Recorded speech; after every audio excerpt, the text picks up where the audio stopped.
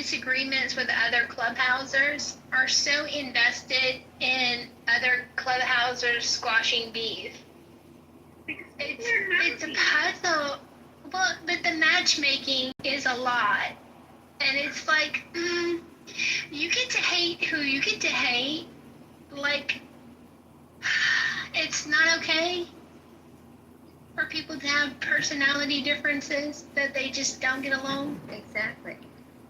See, in Mojo and Kelly, they dipped their toe into some fire, and then they were like, oh no, I shouldn't have done that. But we just thought that, you guys would work it out. Some people tend to hold grudges on this app, like, I'm not a gossip guy, so I won't name any names, but the other day I came across me. I'm Irish. I hold a grudge for fucking eternity. There you go. Well, don't hold a grudge at me if I buy you a pint next time I see you in the face there, Rob. What'd you say? Moose, you're always a welcome over. We'll figure out a way to get dinner. I won't cook, but I promise you'll have a good bourbon. We'll have a good time, and it'll be great. Give us some whiskey. I like it. For some reason, Irish accent has always been my favorite accent to do as a voiceover guy. But so anyway, the greeting that I saw in this other room, and I was like, am I the only one who just saw that? It was a female, put in the chat. She joined one of these rooms. It was one of the typically conservative rooms. And this particular female put in the chat, hey everybody, love to everybody, and blessings to all the non-hoes in the room.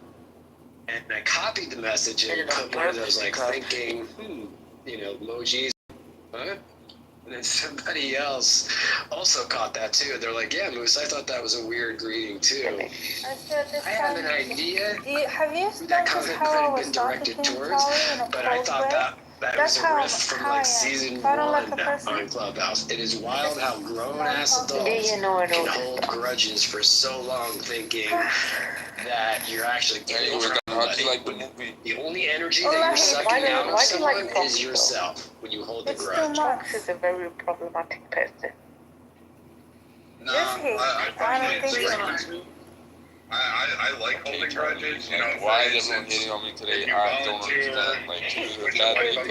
To help somebody, protect them, they shoulder them, and then they turn around and wow. everybody here act as a negative on you, and I try to put it on full display to people to take advantage and to kind of get a clout along with chlamydia. I think I'm entitled to hold a grudge. And like I said, I'm Irish. I will hold a grudge even after I am dead. It will not matter. Grudges are forever. Brad, would you say that's we don't forgive and forget? Like you don't forget, like you forgive, but you don't forget? And he doesn't forget. But what I'm saying is that, when you have, a friendship with someone, you actually care about them, their well-being, and there's going to be times where you might butt heads, and you do it behind closed doors, and then, sometimes things don't go that way, where the other person that you thought was your friend wants to expose it to everyone and make it everyone's business, and that's unfortunate.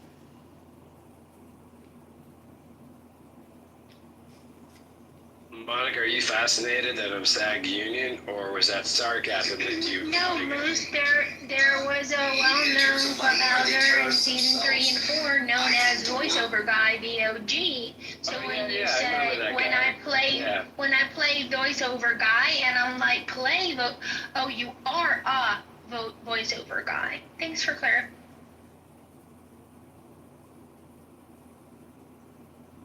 Do we need a topic, or, he's changed the title, ladies? Well, I got a random fun story for everybody that's actually outside our big, beautiful red, white, and blue states. A surgeon, not somebody desperate for cash, a surgeon in England chose to have his own legs amputated in the guise of that it was some sort of disease that required him to do so, even though he was perfectly healthy, and he filed 2 false insurance claims in the amounts of $200,000, $250,000 each. He was caught. he's been let go from the hospital, but he is now for the rest of his life. Not only did he not get his bag, but he's got artificial legs. Like I don't know, it's like real life Black Mirror. That's crazy. You said that was a fun story? Well, I mean, the only person harmed was himself. Like it's just the extent of greed. Some folks will go to do. I mean, yes, Do you I think can he had actually that laugh at that mental? person. I can laugh at that guy. Do you think he had that mental illness where people think that their limbs don't belong to them, that they need to be cut off? Do you know which one I'm talking about? I do. The mental condition. Yeah, I've heard. It doesn't sound like it, like that phantom. And he literally, I think he even went on talk shows. Hey, Sarah. Sarah, if you could go in the room and tell them, hey, American is blocked from the room. It's probably Kelly, Heckama, no, it was not Serendipity. Like this. Who knows? But if you could go into the muff in Roger's room and say, hey, John Kitover tried to get in, but somebody on stage has him blocked. Maybe I should buy. I'm sorry. Maybe I can buy a third house with this scam. Did they revoke his medical license too? Because if you, yeah. I think so. Very strange he was story. bare minimum. He was released from the hospital, and the hospital president put out a message immediately on social media saying he's no longer with us, and sent a message reassuring all this nut job's former patients that he, as far as we know, he was a licensed surgeon. He wasn't lying about that. So please don't think the care that you were given by this lunatic was less than. Can you imagine recovering from a surgery from this guy and reading on him on the news what he's done? You'd wonder if they actually removed your appendix. You'd like, are you sure? We good? Hey, sorry to interrupt. John Kitover Edmund, has a room that's for people who are blocked in the muff. Edmund asked me to tell you guys he wants to come into the room, but he can't because somebody with a mod badge has him blocked.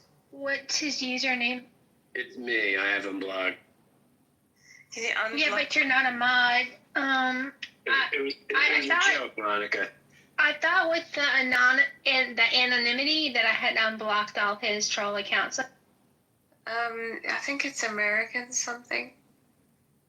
Martin, I put the link in this about the lunatic surgeon in the chat. You just really can't make this stuff.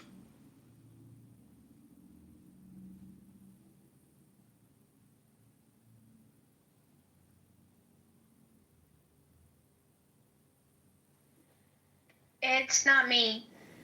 So, I mean, y'all can, if you want to send me the profile he's using right now, I can double check, but I just checked. I don't see any of his accounts in my block. He was in the room with me yesterday, and I haven't changed anything.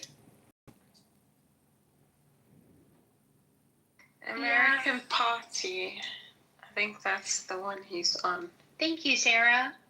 So yeah, with the new features rolling out on Clubhouse, you can block people, but it really doesn't. If they're in the room before you get in the room and are a mod, really it's not stopping them from accessing you. Which, okay. Driving, maybe I need to check.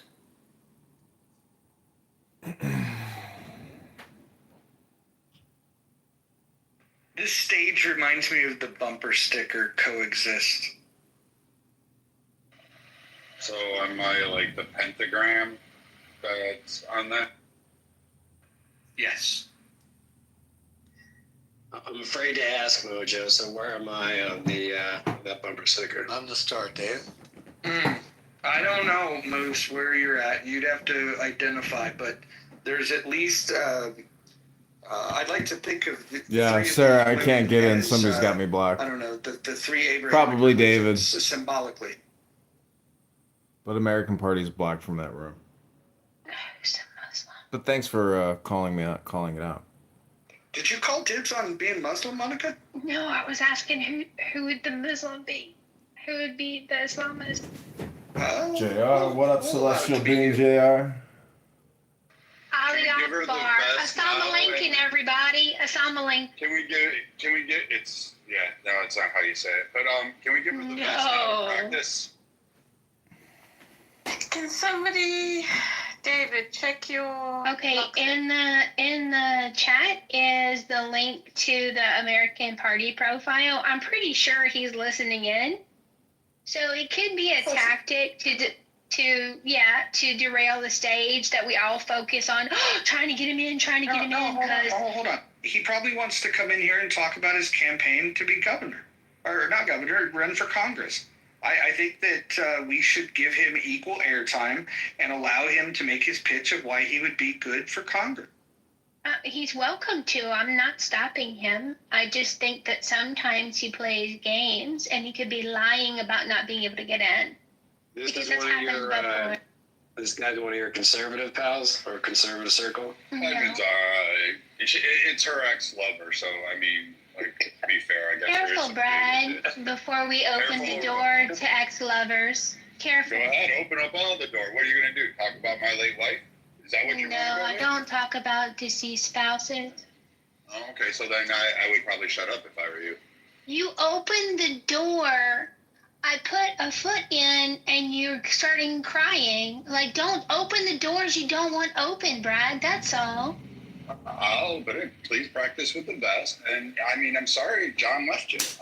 Edmund left you. I mean, hopefully it was amicable. From what I heard, it was just it was a heavy burden for Take the him. deeper espresso you have today. Ding.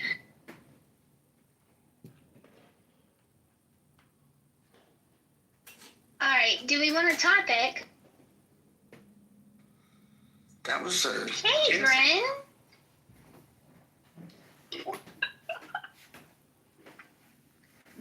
Monica, why did you do the upspeak when you were asking a question? I thought that too. It was very British.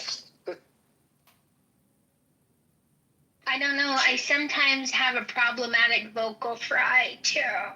I mean, if it's obvious you're asking a question, you have to do the upspeak. That I'm blocked indicates that from you the are room. asking Somebody on questions. stage has me blocked. This Okay, is so John no new Kitover, topic. aka Got American it. Party, and Monica is a fat pig. It's amazing you come into a room where Roger has a topic on the table. He's already discussing the topic with multiple other people. And you're like, oh, we need a topic. As if somehow everybody is waiting He's in so anticipation sour.